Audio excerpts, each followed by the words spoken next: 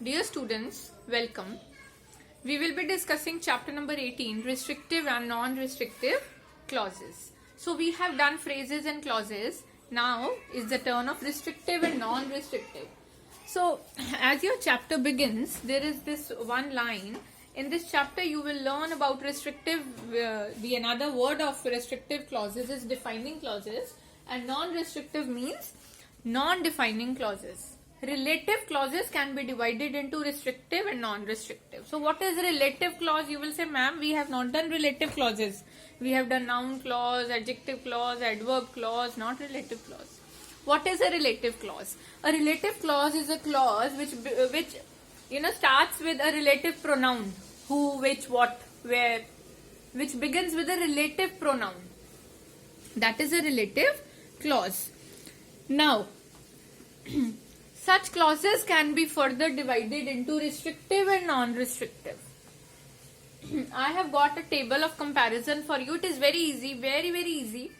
Let us read this table and understand this table. Then we will start with some examples.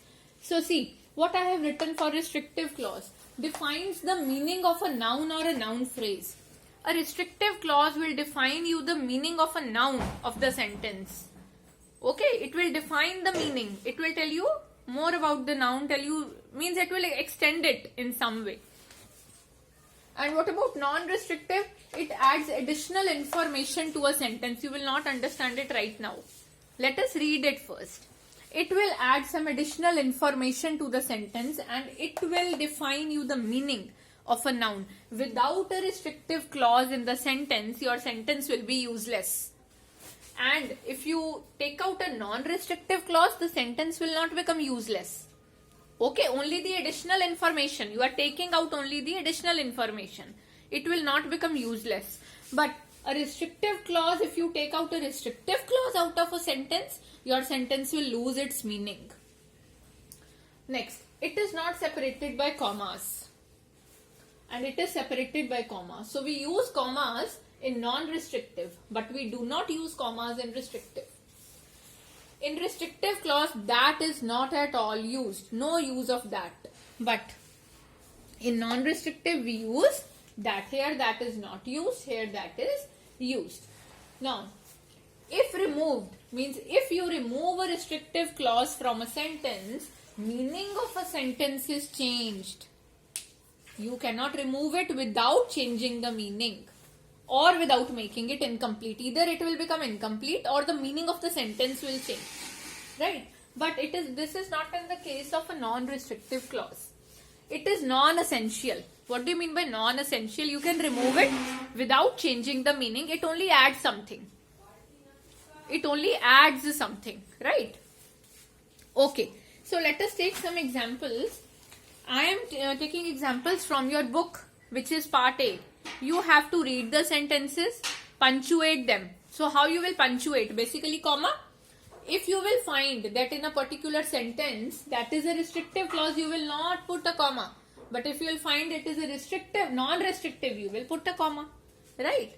Punctuate them. And then we have to pick out the restrictive or non-restrictive clause. Let us do it.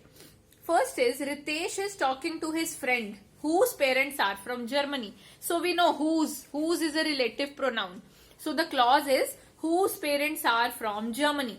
Now the question is, whose parents are from Germany is a restrictive or non-restrictive clause. You think if I remove it? Ritesh is talking to his friend. Which friend? Whose parents are from Germany. Right? It defines the meaning of that noun friend.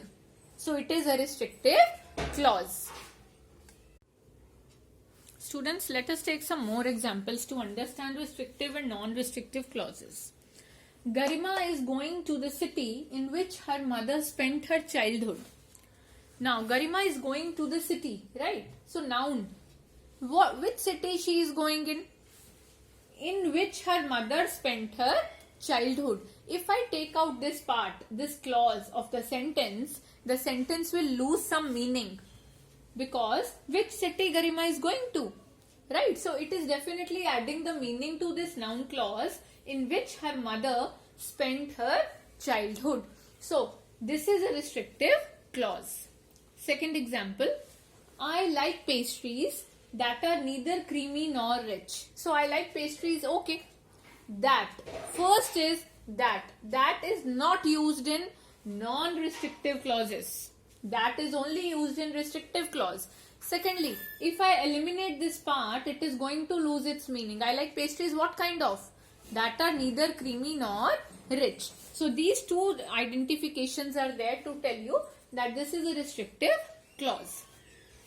In fact, only that is enough to tell you that it is a restrictive clause. That is never ever, that will not be used in non-restrictive clauses.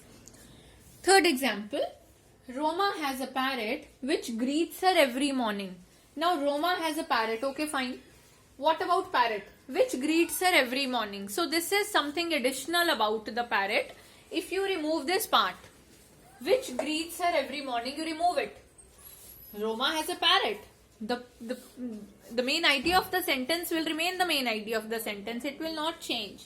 So Roma has a parrot which greets her every morning. Which greets her every morning is the part which is additional and non-essential. It will not change the meaning of the sentence if removed. So which greets her every morning is your non-restrictive clause, and you will use a comma. You will separate the sentence with the comma. Because commas are used only in non-restrictive clauses, commas are not used in restrictive clauses. One more example. Everybody in the college likes Vikram, who is always polite and courteous. So everybody in the college likes Vikram. Okay, fine. Who is always polite and courteous? Who is always polite and courteous is your clause starting with the relative pronoun who. So who is always polite and courteous is the part. If I remove it, the main idea of the sentence will not change. Everybody in the college likes Vikram. Okay, everybody likes Vikram. It is giving you some additional information which is non-essential.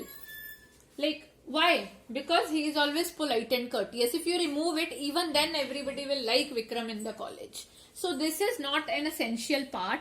So you remove it, and it is a non-restrictive clause which will be separated by a comma. So basically, relative clauses are the clauses which start with the relative pronoun. They have two types, restrictive and non-restrictive. Both starts with a relative pronoun. If you remove a restrictive clause, it will change the meaning of the sentence. If you remove a non-restrictive clause, it will not change the meaning of a sentence. Right? Non-restrictive are separated by commas. Commas are not used here. That is only used in restrictive, not in non-restrictive. So these are some tip points which can be helpful in identifying these kinds of clauses.